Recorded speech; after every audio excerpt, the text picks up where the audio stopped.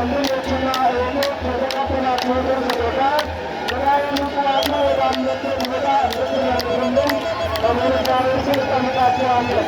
እግዚአብሔራችሁን ያምላችሁትን ያን ጥላት የራእይ ምክንያት ወደ አምልኮ ቦታ ወደሚሰበሰብበት መስራዊ ቦታ